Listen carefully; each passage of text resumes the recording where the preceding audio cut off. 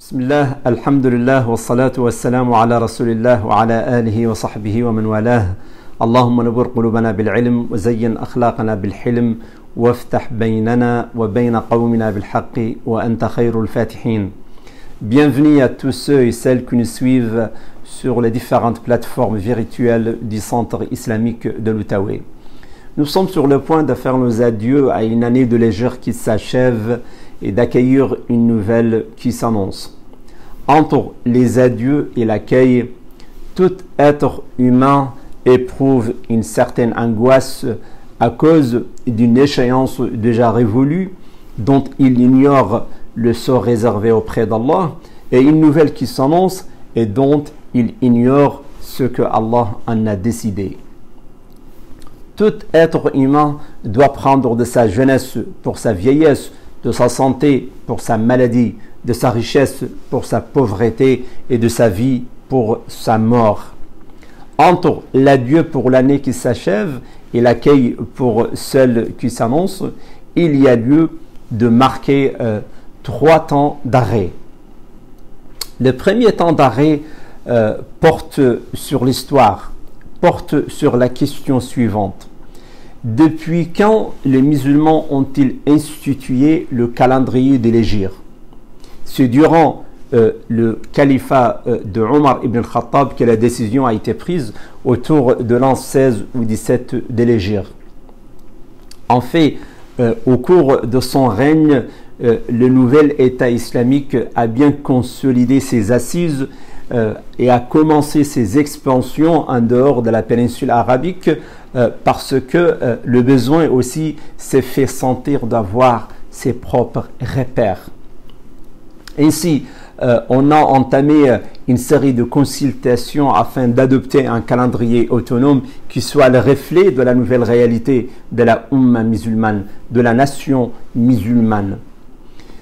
Les récits historiques rapportaient que plusieurs options ont été avancées pour fixer le début de l'année désormais islamique. Ainsi, on a proposé la date de la naissance du prophète sallallahu alayhi wa sallam. On a aussi proposé l'avènement de son message, alayhi salatu wa sallam, le mois de Ramadan durant lequel le Coran a été révélé, l'émigration vers Médine, c'est-à-dire el-Hijra. Finalement, on s'est accordé à prendre l'émigration du prophète sallallahu alayhi wa sallam vers Médine comme point de départ du calendrier musulman.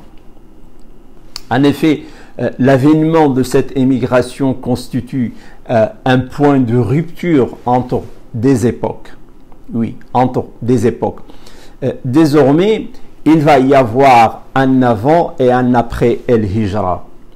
Une époque avant, durant laquelle les musulmans étaient amoindris, faibles, soumis à toute forme d'exaction et de mépris.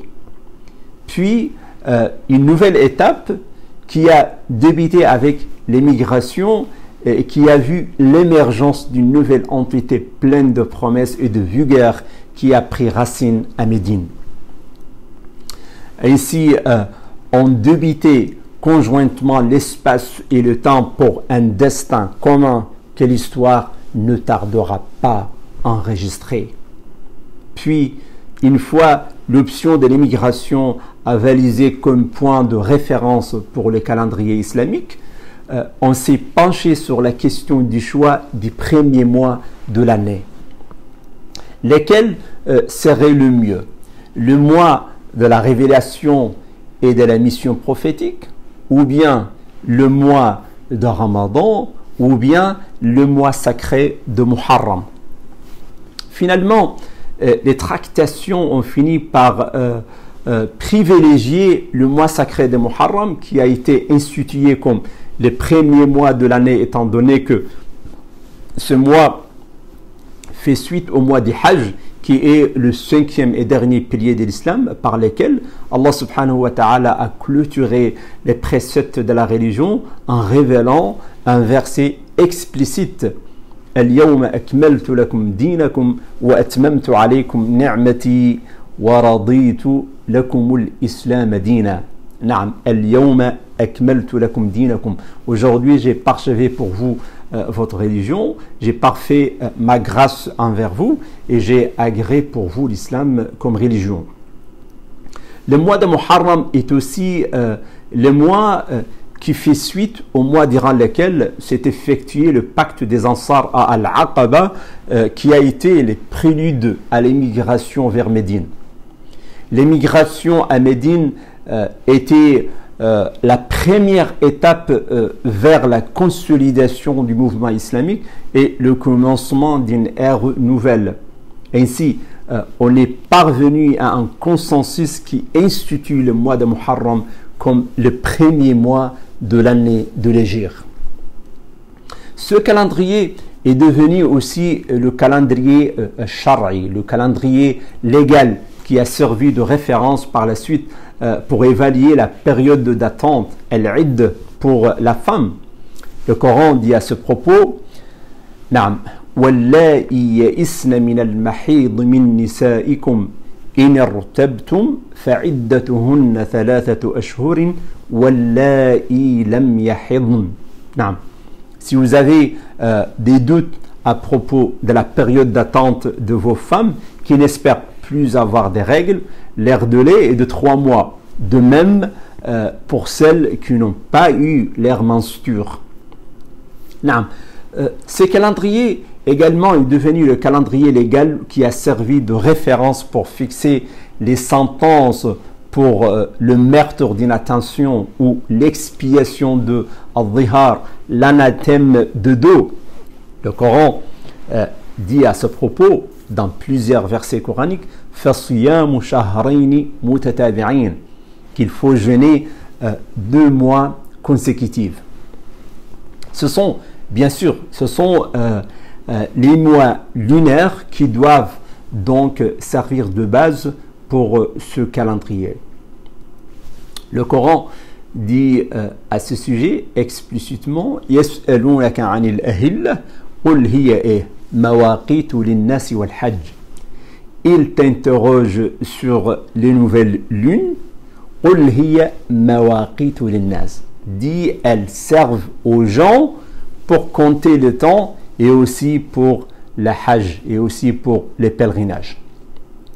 Cependant, il est à remarquer que l'adoption de ce calendrier n'est plus d'usage dans les milieux islamiques et tout le monde s'est conformé presque au calendrier grégorien ou bien le calendrier civil. C'est pour cette raison que nous avons fait cette halte à l'occasion de l'avènement du Nouvel An de l'Hégire afin de réhabiliter dans les esprits l'usage du calendrier islamique qu'Allah subhanahu wa ta'ala a révélé aux musulmans pour servir de référence et pour marquer le cours des événements. Le deuxième temps d'arrêt pour tirer des leçons, نعم تمر الأيام والليالي وتتصرم السنون والشهور وتتصرم معها أعمارنا. نعم. Les jours et les nuits passent ainsi que les mois et les années et avec passent nos vies. Le poète arabe disait إنا لنفرح بالأيام نقطعها وكل يوم مضى يدني من الأجل. نعم. إنا لنفرح بالأيام نقطعها. Nous nous réjouissons de voir passer les jours. وكل يوم مضى يدني من الأجل. نعم. Alors que toute journée qui passe nous rapproche de la fin. Et un autre poète sage disait également يسر المرء ما ذهب الليالي وكان ذهابهن له ذهابا. نعم. يسر المرء ما ذهب الليالي. L'homme se réjouit des nuits qui passent. وكان ذهابهن له ذهابا. Alors que leur passage est les siens. En fait, ta journée détruit ton mois détruit ton année et ton année détruit ton espérance de vie. Et puis Allah subhanahu wa ta'ala Dieu qu'il soit exalté et glorifié, dit dans le Coran, قل إن الموت الذي تفرون منه فإنه ملاقيكم. قل إن الموت الذي تفرون منه. Dit, la mort de laquelle vous fuyez vous rencontrera sûrement. ثم تردون إلى عالم الغيب والشهادة فينبئكم بما كنتم تعملون. Ensuite, vous serez ramenés au Très-Sciant du monde occulte et du monde visible qui vous informera de ce que vous faisiez. نعم أحبتي في الله السعيد من يتعظ بهذا. Heureux est celui qui apprend de tout ça. طيب, ça en ce qui concerne le deuxième arrêt. Le troisième temps d'arrêt porte sur l'examen de conscience. Nul ne pourra déplacer ses jambes le jour du jugement dernier avant de se voir interrogé sur 4 choses. عن عمره فيما أفناه. نعم عن عمره فيما أفناه. Sa vie, à quoi l'a-t-il consommé? وعن شبابه فيما أبلاه. Sa jeunesse, en quoi l'a-t-il épuisé? وعن ماله من أين اكتسبه وفيما أنفقه. نعم, sa richesse,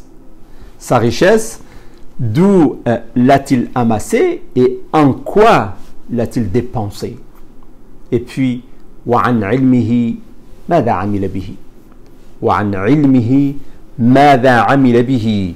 Et sa science, qu'en a-t-il fait? طيب, عن عمره فيما أفناه. On va essayer de méditer un petit peu sur ce hadith du prophète sallallahu alayhi wa sallam. Sa vie, à quoi l'a-t-il consommé? Ton âge ou ton espérance de vie t'a été confié afin d'utiliser à bonne mission. Et là, le prophète nous rappelle نعمتان مغبون فيهما كثير من الناس الصحة والفراغ. نعم, il y a 2 bienfaits à propos desquels beaucoup de gens sont perdants. الصحة, la santé, et al-faragh, le fait d'avoir du temps libre. La santé, c'est un bienfait qu'Allah subhanahu wa ta'ala t'a octroyé, alors utilise-la comme qu'il t'a recommandé. Ne l'utilise pas pour te porter préjudice. Ne sois pas récalcitrant vis-à-vis de ton Seigneur. وَكَانَ الْكَافِرُ عَلَى رَبِّهِ ظَهِيرًا. Le Coran nous rappelle. Et le négateur a toujours été l'allié de l'ennemi de son Seigneur. نعم. وَكَانَ الْكَافِرُ عَلَى رَبِّهِ ظَهِيرًا. Beaucoup de gens passent inaperçus dans ce monde.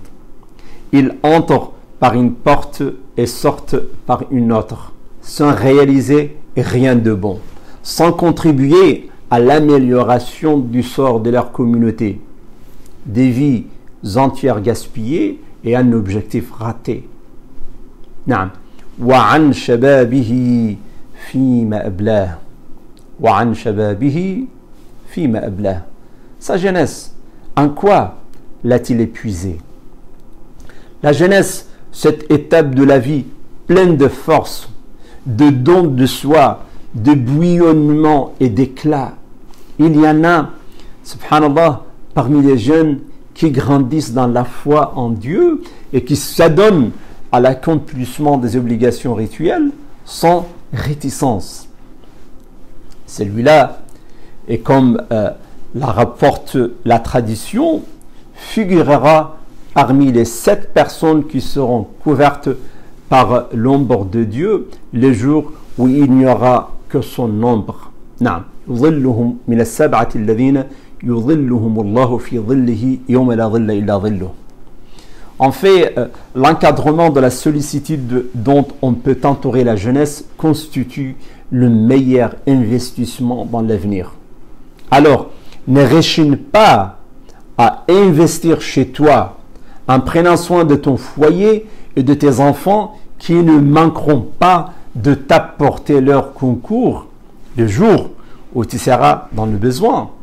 Et surtout le jour du jugement dernier, comme il est dit dans le Coran.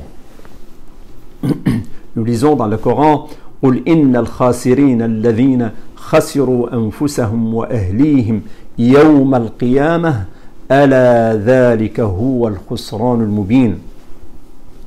قل إن الخاسرين dit les perdants sont ceux qui au jour de la résurrection auront causé la perte de leur propre âme et celle de leur famille.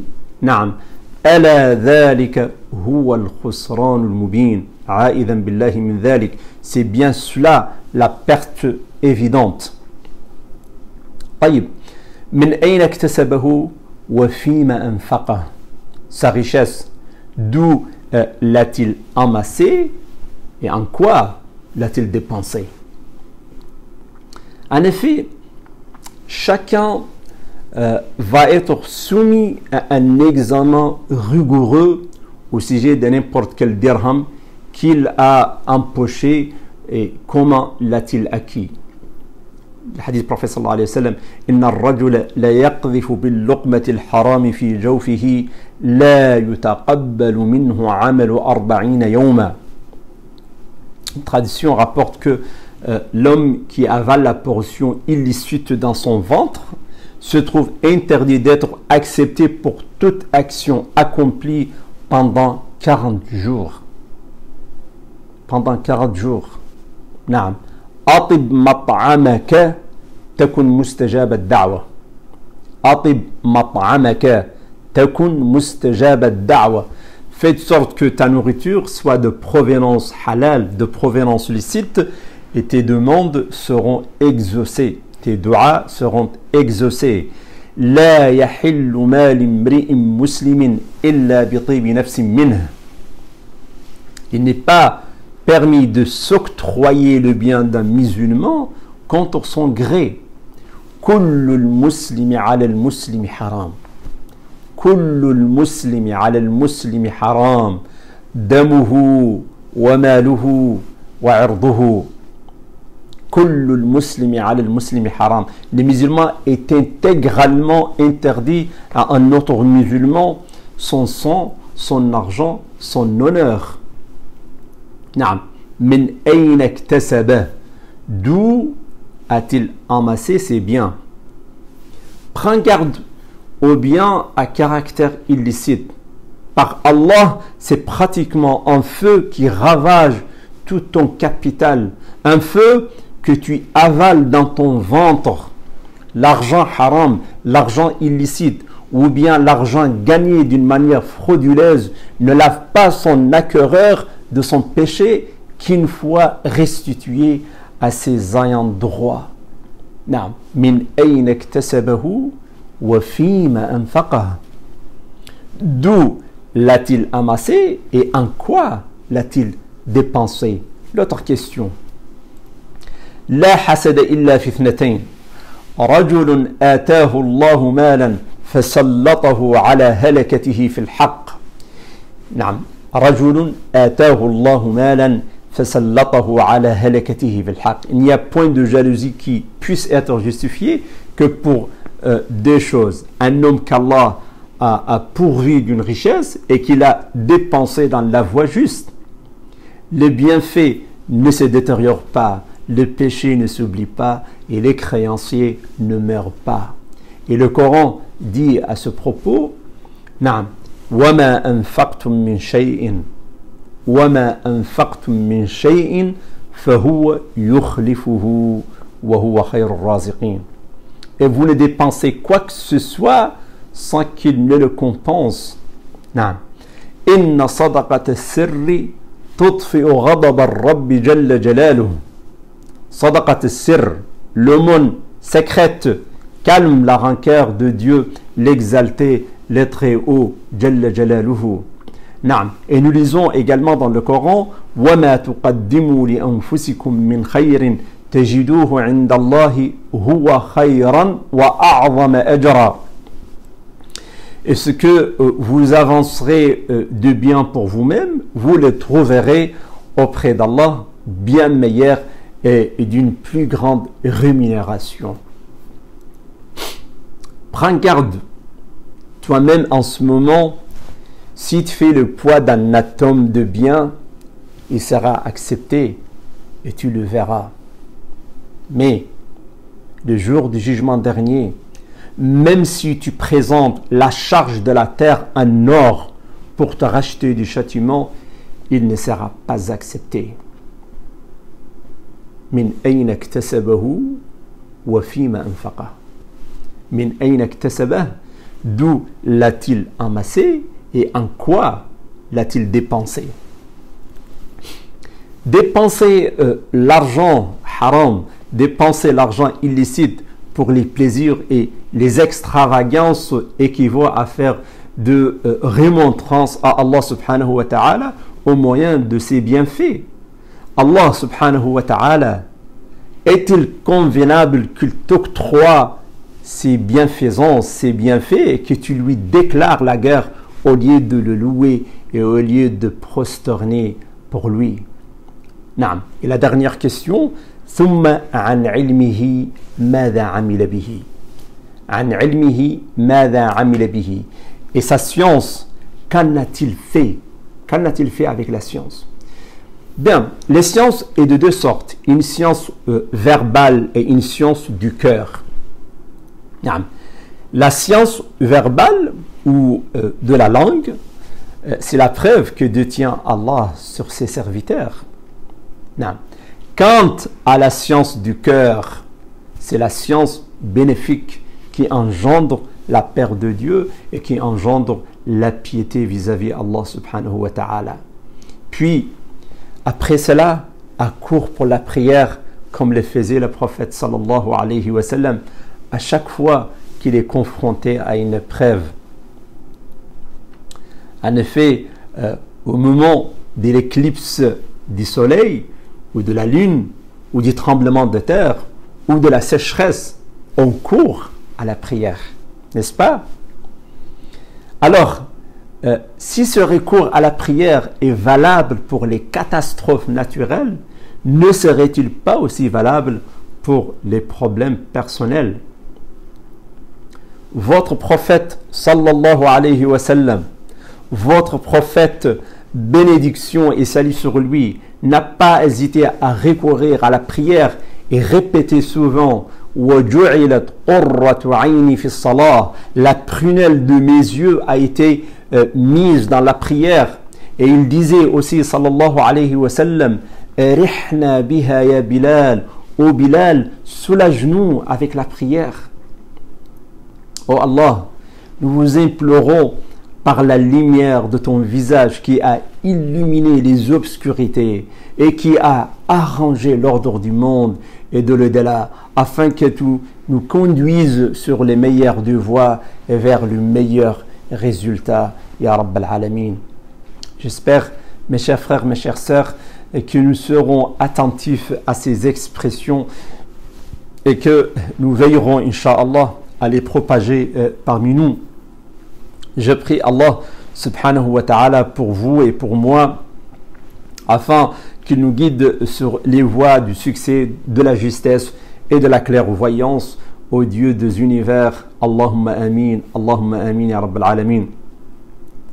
اللهم صل على سيدنا محمد ما ذكره الذاكرون الأبرار وصل اللهم عليه ما تعاقب الليل والنهار. اللهم إنا نسألك أن تغفر لنا أينما كنا أجمعين، وأن تهب المسيئين منا للمحسنين، وأن تصلح لنا في ذرياتنا إنا تبنا إليك وإنا من المسلمين. اللهم اغفر ذنوبنا واستر عيوبنا واقض حوائجنا واجعل التقى زادنا وحقق مرادنا وأصلح أولادنا برحمتك يا أرحم الراحمين. اللهم اجعلنا أجمعين ممن طال عمره وحسن عمله وختم له بالحسنى. اللهم فرج هم المهمومين ونفس كرب المكروبين واقض الدين عن المدينين وفك أسر المأسورين من المسلمين. اللهم اشف مرضى المسلمين عامة ومرضانا خاصة يا رب العالمين. اللهم امسح عليهم بيمينك الشافية واجمع لهم ولذويهم بين الأجر والعافية. اللهم اغفر للمسلمين والمسلمات والمؤمنين والمؤمنات الأحياء منهم والأموات، إنك يا مولانا سميع قريب مجيب الدعوات. آمين آمين. والله يقول الحق وهو يهدي السبيل، وآخر دعوانا أن الحمد لله رب العالمين، وصل اللهم وسلم وبارك على نبينا محمد، وشكر الله لكم، وسلام الله عليكم ورحمته وبركاته.